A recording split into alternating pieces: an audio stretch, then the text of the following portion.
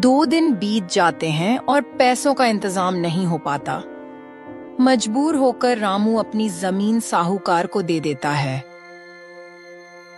अब ये जमीन मेरी हुई, देख लिया।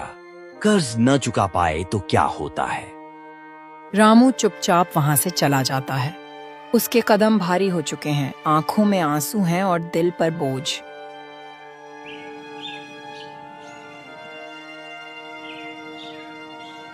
जमीन छिन जाने के बाद रामू के पास सिर्फ एक ही रास्ता बचा था, जंगल से लकड़ी काट कर बेचना।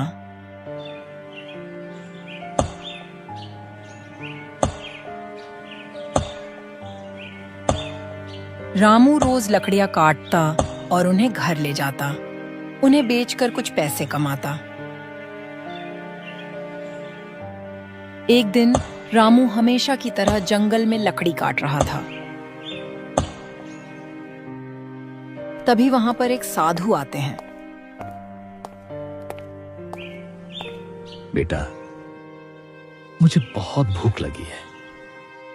तुम्हारे पास कुछ खाने को है क्या?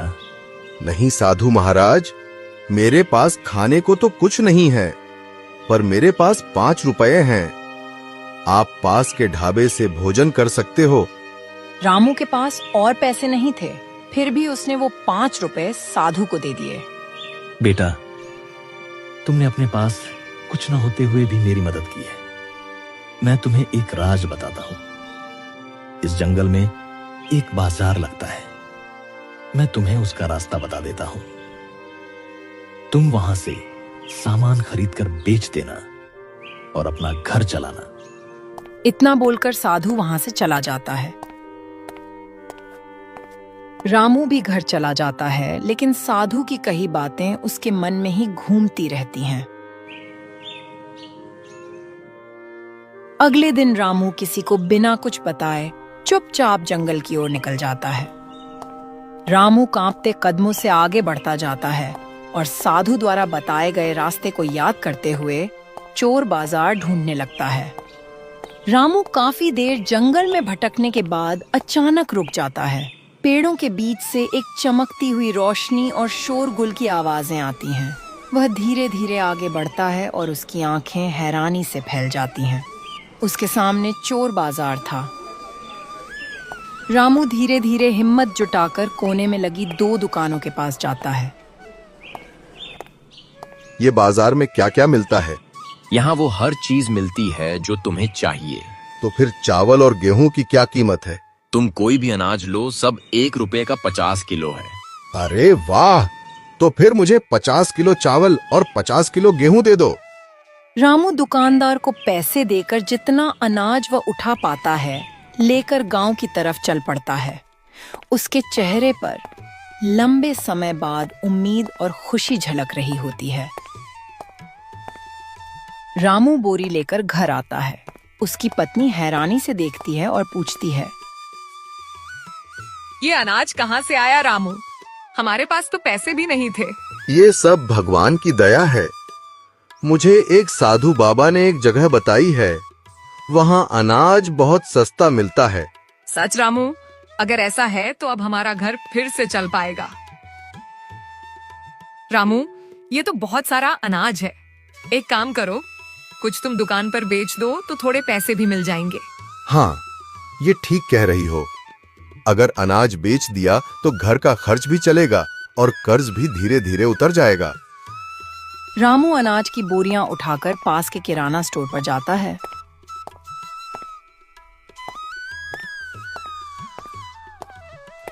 रामू बोरियां बेच देता है और उसके हाथ में अच्छे पैसे आ जाते हैं। उसके चेहरे पर संतोष और उम्मीद की चमक आ जाती है।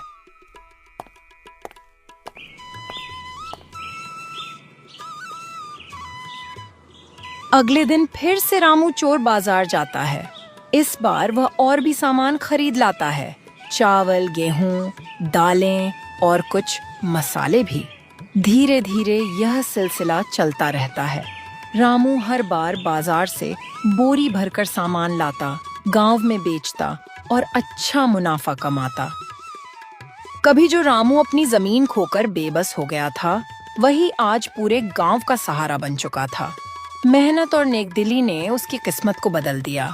जिस इंसान के पास अपने बच्चों को खिलाने तक के लिए अनाज नहीं था, अब वही इंसान अपना घर, अपनी दुकान और अपनी पहचान बना चुका था। साहूकार का एक आदमी ये खबर साहूकार को जाकर बताता है। मालिक, वो रामू, वही गरीब किसान, अब तो बड़ा आदमी बन गया है। उसके पास नया घर है और गांव के चौक पर अपनी दुकान भी खोल ली है। क्या वो रामू जिसके पास खाने को दाना नहीं था? ये कैसे हो सकता है? साहूकार अपने आदमी से बात कर ही रहा होता है कि पीछे से रामू आत्मविश्वास के साथ वहां पहुंचता है।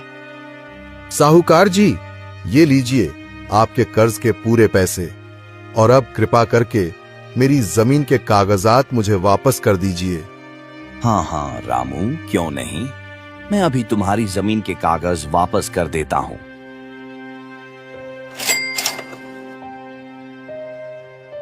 धन्यवाद साहूकार जी, अब मेरी जमीन मुझे वापस मिल गई। रामू खुशी खुशी अपने घर की तरफ चला जाता है। जिस जमीन को खोने के बाद रामू टूट गया था, आज वही जमीन उसे उसकी मेहनत और सच्चाई की ताकत से वापस मिल गई। ये रामू के पास इतना पैसा आया कहां से? इसका पता लगाना पड़ेगा।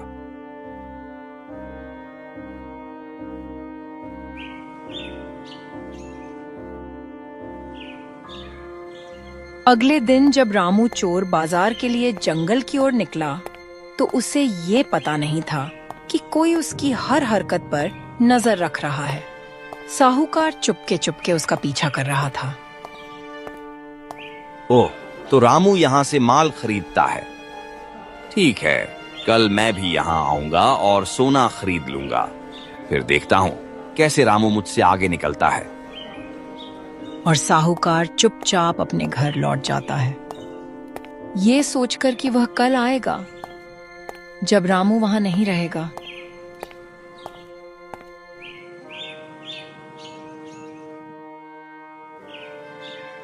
अगले दिन साहूकार चोर बाजार के लिए निकल जाता है।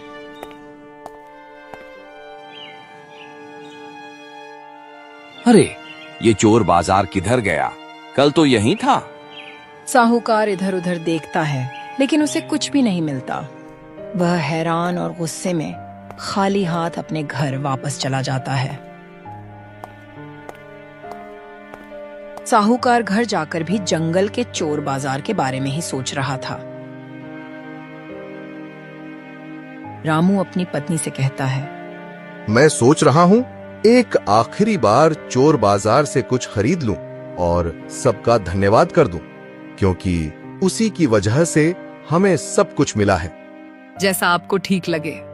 रामू जंगल के रास्ते पर जा रहा होता है कि तभी उसे वही साधु मिलते हैं जिन्होंने उसे चोर बाजार का रास्ता बताया था। प्रणाम साधु महाराज। कहाँ जा रहे हो बेटा? मैं चोर बाजार की तरफ जा रहा हूँ। पर वो चोर बाजार अब वहां नहीं है। अब वो कहीं और लगा होगा, किसी और जरूरतमंद की मदद करने के लिए। इसलिए तुम घर जाओ और सुखी रहो। ठीक है साधु महाराज। और रामू वापस घर की तरफ चल पड़ता है। रामू घर लौट ही रहा होता है कि रास्ते में साहूकार मिल जाता है और कहता है, मुझे पता है तुमने सारा पैसा चोर बाजार से कमाया है। तुम जल्दी से मुझे उस बाजार का रास्ता बता दो, वरना अच्छा नहीं होगा। हाँ, लेकिन अब वो चोर बाजार वहां से कहीं और चला गया है और वो सिर्फ जरूरतमंदों की मदद करता है। इसका मतलब तुम नहीं बताओगे?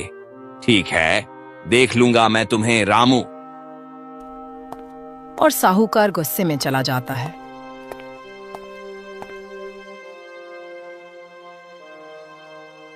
अगली रात जब रामू अपनी दुकान बंद करके घर चला जाता है, उसके जाने के बाद साहूकार वहां आता है और उसके हाथ में जलती हुई मशाल होती है।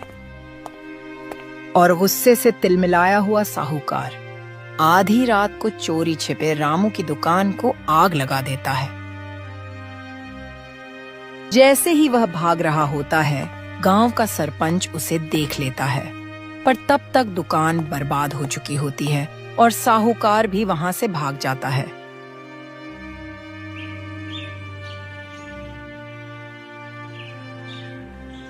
अगली सुबह पंचायत लगती है। उसमें साहूकार और रामू को भी बुलाया जाता है। सुबह सुबह पंचायत क्यों बुलाई गई है? कोई जरूरी विषय है क्या? हाँ, कल रात किसी ने रामू की दुकान जला दी है। उसी बारे में सब चर्चा कर रहे हैं। ये रामू की दुकान किसने जलाई? साहूकार जी, इतने भोले मत बनो। कल मैंने तुम्हें रामू की दुकान जलाते हुए देख लिया था। और हाँ, कल ही इसने मुझे धमकी भी दी थी। बोलो साहूकार, तुम्हारा क्या कहना है इसके बारे में? हाँ, मैंने ही गुस्से में आकर रामू की दुकान जलाई थी। मुझसे उसकी तरक्की देखी ही नहीं गई। साहूकार, तूने जमीन छीनी, कर्ज के नाम पर लूटा और अब दुकान भी जला दी। तू गांव में रहने लायक नहीं है। गांव वालों, गुस्से से नहीं, सच्चाई और मेहनत से ही इंसान जीतता है। साहूकार ने अपनी गलती मान ली है, अब उसे माफ कर दो। हाँ, पर साहूकार, तुम्हें रामू की दुकान दोबारा बनवानी पड़ेगी और गांव के सब किसानों का कर्ज आधा करना पड़ेगा। ठीक है, जैसा आप सब कह रहे हैं वैसा ही होगा। अन्याय चाहे कितना भी बड़ा क्यों न हो, जब लोग एकजुट होकर खड़े होते हैं तो सच की जीत और बुराई की हार तय हो जाती है।